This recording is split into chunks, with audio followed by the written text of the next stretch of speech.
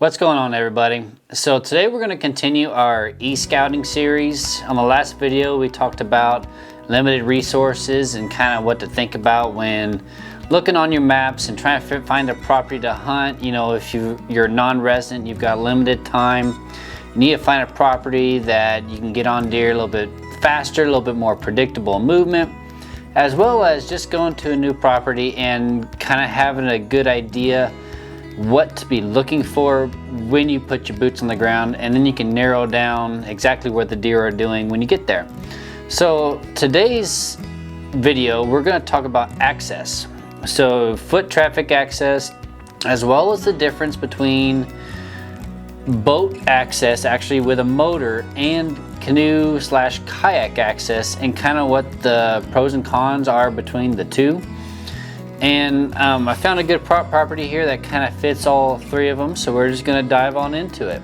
So as you can see, this property is a good mix of ag, and there's a lot of river bottom. It's right on the river, a lot of marshy ground you can see here, and I'm sure kind of if we really wanted to zoom out and find some spots, there'd be some ridgy areas, but I don't want to go too crazy with it, so we're just going to zoom in on this particular smaller spot here that I've got locked on here. So a lot of the ag fields are real close to the road, which we kind of would expect. You know, the tractors and the farmers, they gotta get to these fields and be able to access them.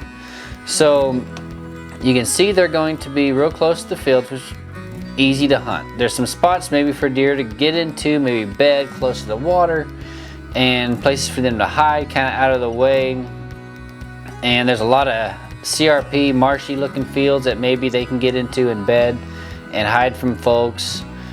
But I want to zoom into this spot kind of by itself, because this could be a spot that a lot of people would think about going to. It's real close to this ag field, could button up to the bottom.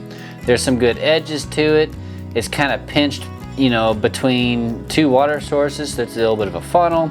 I bet it's thick, so there's a lot of bedding in there. But the trick that there is, a reason I wouldn't necessarily, I might go there to see what it looks like, but I don't know that I would ever hunt it, because this is straight, super easy foot traffic access.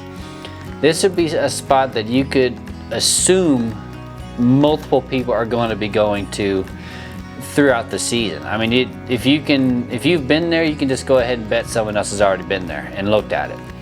So I wouldn't necessarily be overly interested in hunting this particular location. I want to look at it, but it's such easy access right off of this trail.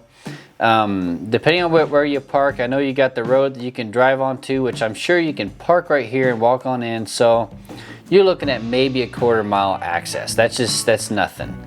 And then even if you wanted to walk a little bit further, you know, get back on here in the corner, kind of closer to the river, I'm sure there's a lot of really good deer movement back there, but you can bet you're not going to be alone. You're going to be competing for spots back there.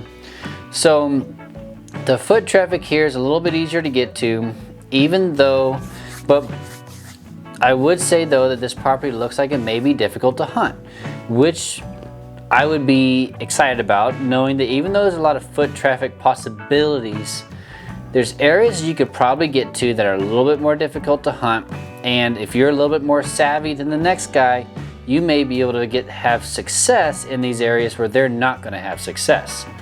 So let's talk a little bit about, we covered the foot traffic there. I do want to actually dive into that a little bit more, because I'm not looking at a ridgy area. A lot of these properties, especially in the Midwest, they're so easy to access. There's parking lots and roads, and they're not very difficult to get to. A lot of people are going mobile nowadays also, which means that that spot 2 miles away that we used to have all to ourselves, you know, every single year, we don't have it to ourselves anymore.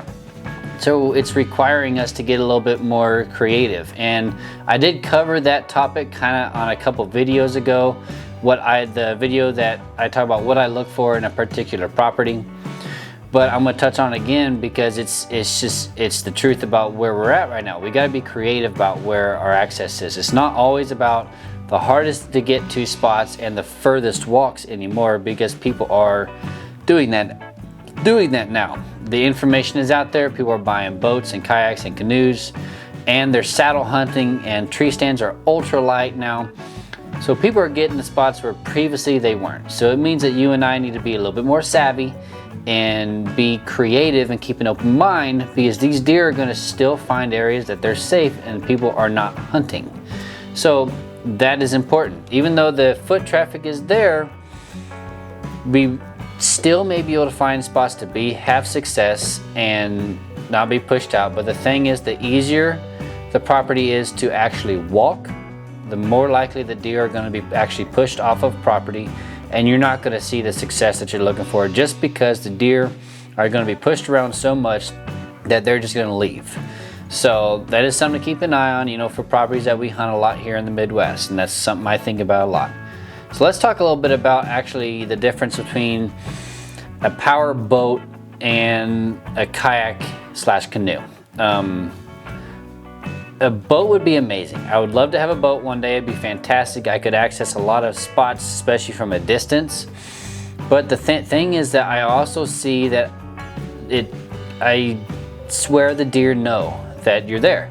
They hear you coming in. It's just like if we were walking in making a bunch of noise with leaves and even driving an ATV straight to our stand. It's the exact same idea. These deer know that you're there, and they're going to avoid that area you're there. You may have a dynamite location, perfect location, but because you drove your boat so close to that stand, the deer are just going to avoid it.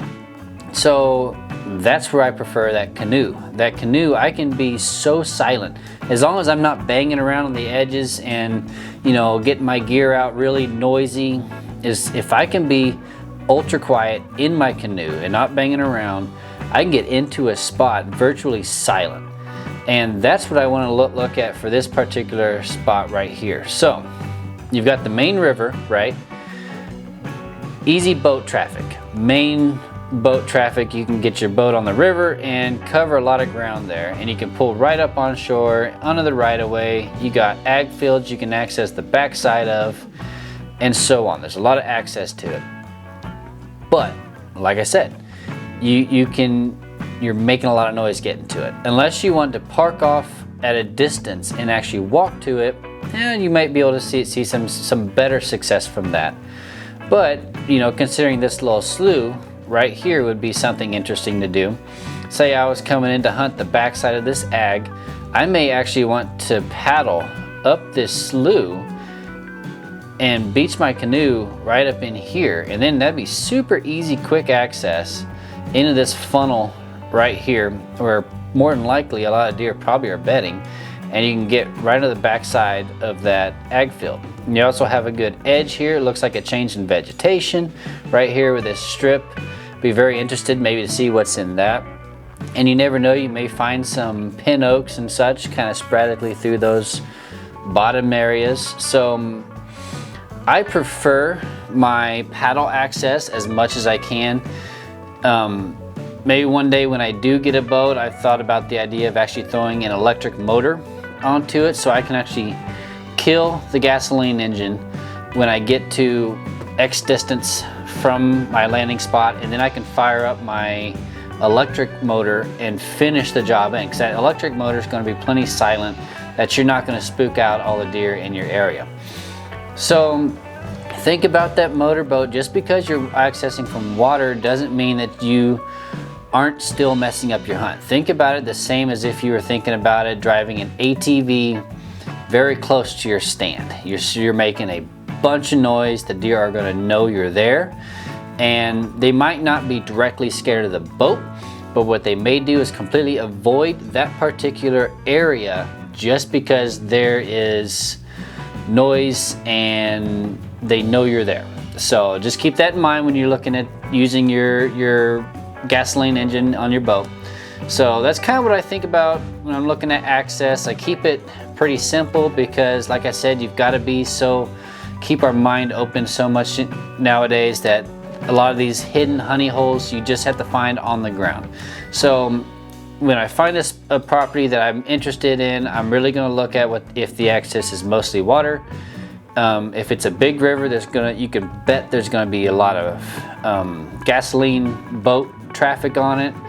If there's little, maybe small tributaries going off of it, you could actually get your kayak into spots where these guys driving their big boats, they can't necessarily get to. So that's something to think about too, is if you can get a little creek coming off of that big river, you can get your boat further, your kayak or canoe up into that river a little further than those guys driving those big gasoline engines are gonna be. They're just gonna require them to either walk to that location, or more than likely, they're actually gonna stay just closer to that river, that quarter-mile walk from their motorboat. So hope that gave you guys a little bit of an idea about what I look for with access. Hope that helped you out a little bit. Thanks for watching. Please hit that like and subscribe button to follow along. And I will see you all on the next video.